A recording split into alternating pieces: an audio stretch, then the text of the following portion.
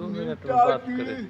आपका हमारे चैनल में स्वागत है। धन्यवाद, आपका भी स्वागत है।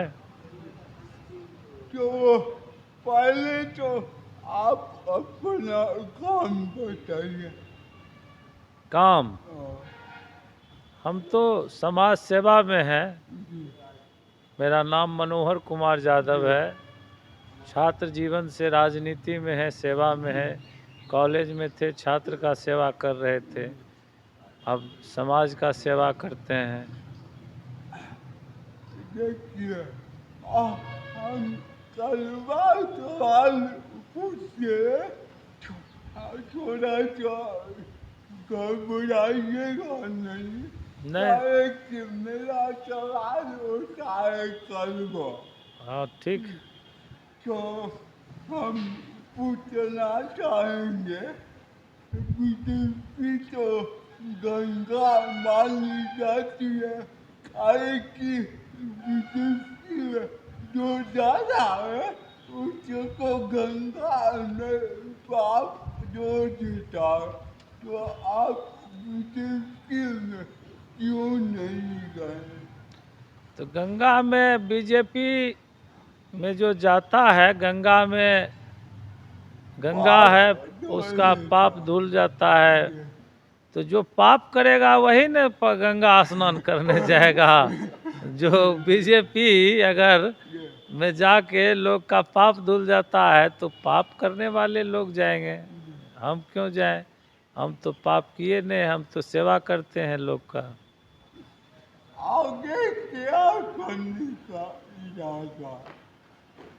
देखिए, हम बचपन से और छात्र जीवन से लगातार छात्र से लेके आम जनों तक का सेवा में जो है मेरा समय बीतता है। मेरा सुबह से लेके शाम तक हम प्रयास करते हैं जनता के बीच रहें, जनता के दुख दर्द का भागीदार बने। आप अभी आए, उस समय भी एक बुजुर्ग बैठे हुए थे, उस समस्या को लेकर आए, डॉक्टर का कुछ प्रॉब्लम था। तो हमारा काम है जहाँ तक हम अपना सेवा लोग को हमसे जितना मदद हो सके वही सेवा दें, लोगों का भला करें। मैं आपको बता दूं कि हमारे पिताजी नहीं है, हमारे कगैया के लिए भगवान बन गया है। इतना मैं किसी नेता का तारीफ नहीं करता हूँ, काहे कि नेता से हमको नफरत है।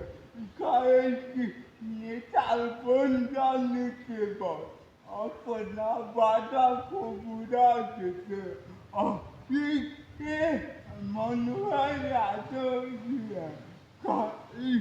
जब भी मैं आता हूँ दिखता हूँ, किसी न किसी को मदद करते रहते हैं। मैं देखा हूँ कि समय में आया था, एक जगह घर में आग लग गया था।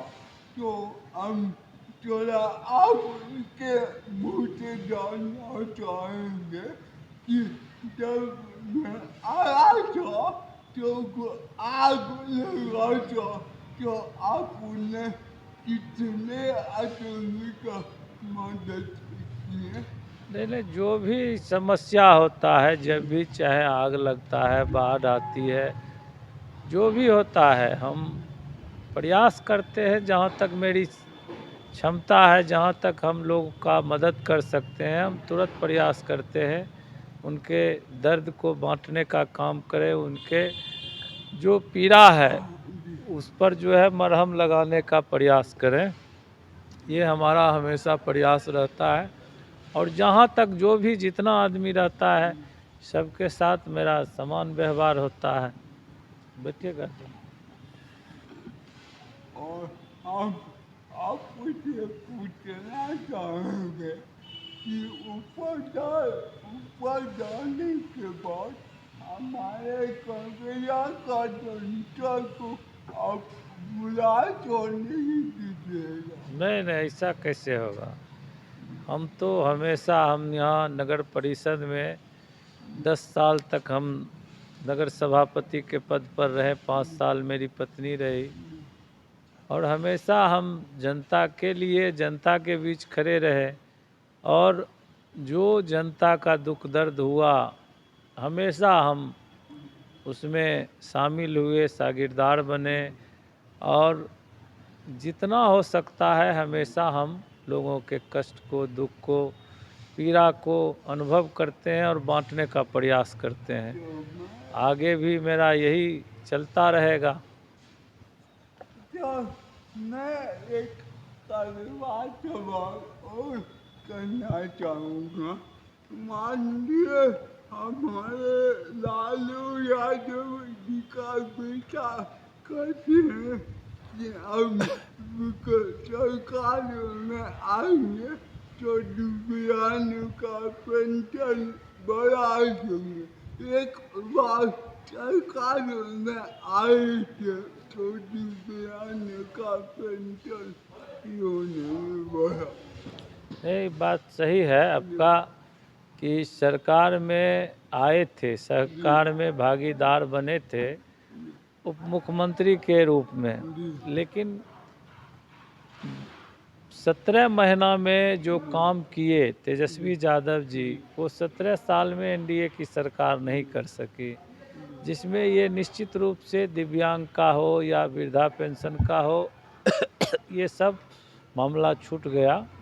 लेकिन हमारे जो सरकार जो हमारे नेता हैं उनका वादा है, उनका एजेंडा है कि हम सरकार में आते ही दिव्यांग का वृद्धा पेंशन, विधवा पेंशन सभी को जो है 400 से बढ़ा के 1500 करेंगे।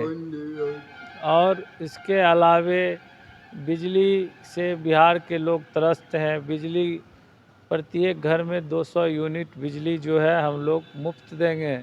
इसके अलावे माँ बहन योजना के तहत प्रत्येक महिला जो बेरोजगार है, घर में रहती है, जो नौकरी नहीं करती है, तो उनका भी घर में रहती है, कोई काम नहीं है, कोई आय का स्रोत नहीं है, तो इसलिए सभी को 25-2500 रुपया जो है हमारी सरकार देगी, ऐसा हमारे नेता कहे। और हमारे नेता तेजस्वी यादव जी जो कहे उसको करके दिखाए। मैं एक बात आपको साफ कर दूं कि अभी तक जितने भी नेता दिव्यांग का मुद्दा बना के वोट बैंक की राजनीति की है, मगर दिव्यांग का अभी तक बड़ा नहीं किया।